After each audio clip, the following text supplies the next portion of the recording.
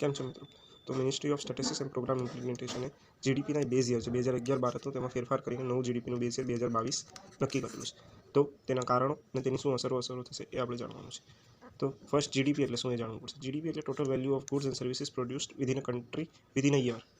તેની માટે 2-3 મેથડ છે. એક એક્સપેન્ડિચર મેથડ આવે છે, બીજી એક જીવીએ મેથડ છે, ગ્રોસ વેલ્યુ એડેડ, જે સેક્ટર વાઇઝ વેલ્યુ એડિશન માટે જોવામાં આવે છે. તેથી તે બેટર મેઝરમેન્ટ આપે છે ઇકોનોમિક એક્ટિવિટીનું. હવે ઇમ્પોર્ટન્સ શું છે બેઝ યર રિવિઝનનું? તો 2011-12 આજથી 15 વર્ષ પહેલાંનું બેઝ યર લેતો હતો. તો ત્યારની ગણતરીના આધારે જીડીપી કેલ્ક્યુલેટ થતું હતું. તેના કારણે બહુ જ ડિસ્ક્રિપન્સી હતી જીડીપીમાં.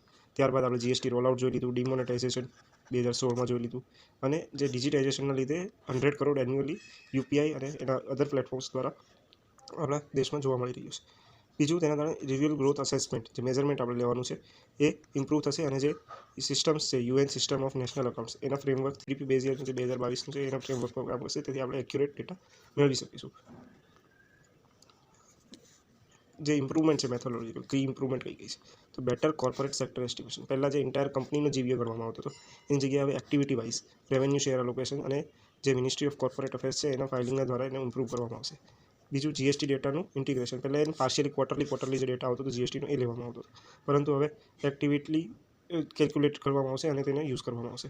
House hold survey and internal sector measurement, જે પીએલએફએસનો ડેટા કે આસુસનો ડેટા છે, 80% ઓફ વર્કફોર્સ જે પીએલએફએસના ડેટામાં ઇન્ફોર્મલ સેક્ટરમાં આપણને જોવા મળે છે તે કેલ્ક્યુલેટ કરવામાં આવશે.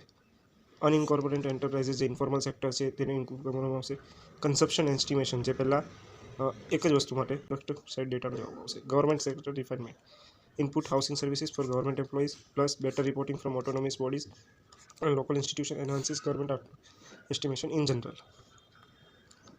જીએસટીનો જે બેઝ યર, જીડીપીનો જે બેઝ યર છે એ ફર્સ્ટ ટાઈમ રિવાઇઝ નથી કરવાનો, હાલ 7 વખત રિવાઇઝ થઈ ગયેલો છે.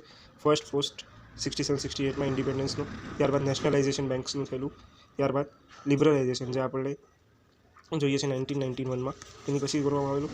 પછી આઈટી બૂમ એરા આવેલો હતો 99થી 2000ની સાલમાં, ત્યારે એનું ત્યારબાદ 2004-5ના વર્ષ 7 જે હાઈ ગ્રોથ રેટ ડિકેડ કહેવામાં આવે છે, અને 2011-12 પછી હાલમાં 2022-23માં લેવામાં આવેલો છે.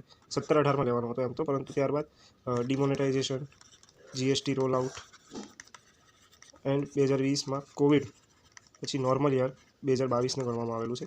તેથી હાલમાં 2022ને ગણવામાં આવેલું છે.